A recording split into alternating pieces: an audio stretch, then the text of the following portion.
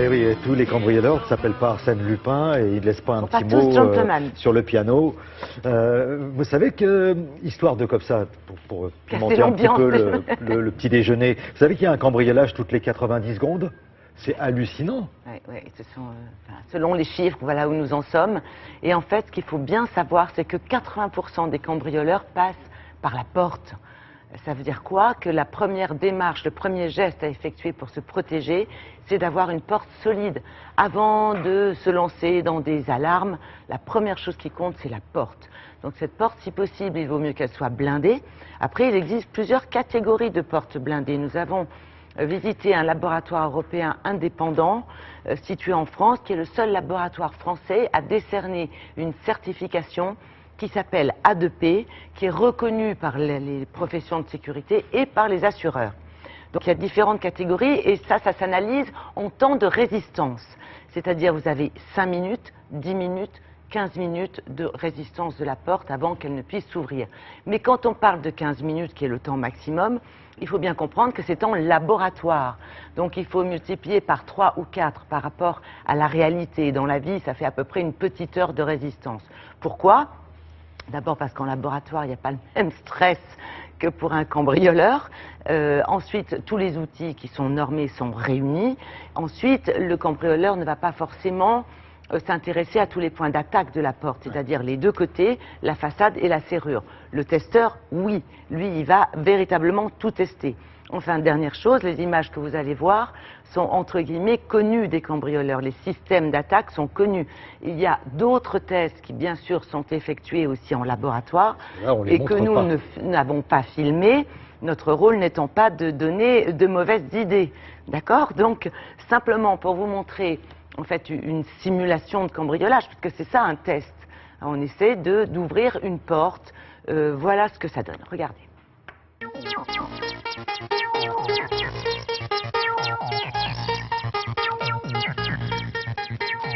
Le bloc-porte qui est derrière nous, c'est un bloc-porte certifié A2P BP3, c'est le top niveau de la certification. Donc dans les essais en laboratoire, le temps de résistance est de 15 minutes, mais il ne faut absolument pas le lier au temps réel de cambriolage, où là, les opérateurs du laboratoire n'ont pas peur de faire du bruit, ils n'ont pas la peur du gendarme, ils sont dans des conditions de travail, je dirais, extrêmement confortables. Les critères de certification sont des essais réalisés sur la porte. On réalise un essai côté serrure, et un essai côté pommelle, un passage à travers la porte et des attaques au niveau de la serrure. Nous testons environ 40 portes chaque année. La seule garantie objective qui existe aujourd'hui sur le marché français, c'est la marque A2P, qui est une marque de qualité qui permet aux consommateurs de choisir un produit en toute connaissance de cause, à savoir avec des essais qui sont réalisés dans un laboratoire indépendant. Donc ce n'est pas le fabricant qui auto-évalue son produit. Chaque année, le laboratoire va en usine s'assurer que le produit est bien toujours fabriqué de la même façon. Le label A2P est une démarche volontaire du fabricant qui veut mettre en avant les performances de ses produits par rapport à ses clients. Les tests sont des tests graduels. En fait, on va faire les premiers tests avec pied de biche, marteau, en fait, de l'outillage utilisé par ce qu'on appelle l'opportuniste. Ensuite, on va faire des essais avec un outillage plus élaboré et on va finir par des essais avec un outillage de professionnel.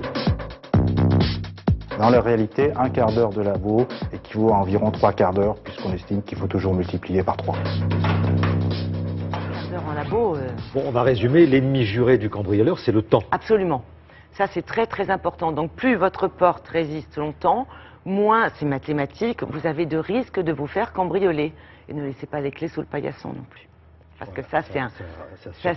Le cambrioleur, c'est un être, entre guillemets, normal. C'est-à-dire qu'il va essayer de passer par la porte et son premier geste, ça va être de regarder si par hasard les clés ne seraient pas sous le paillasson. Et voilà. Souvent, c'est aussi un observateur. Il ne faut pas l'oublier, ça non plus. Voilà, absolument. Une boîte aux lettres pleine attire l'attention. Faites suivre votre courrier.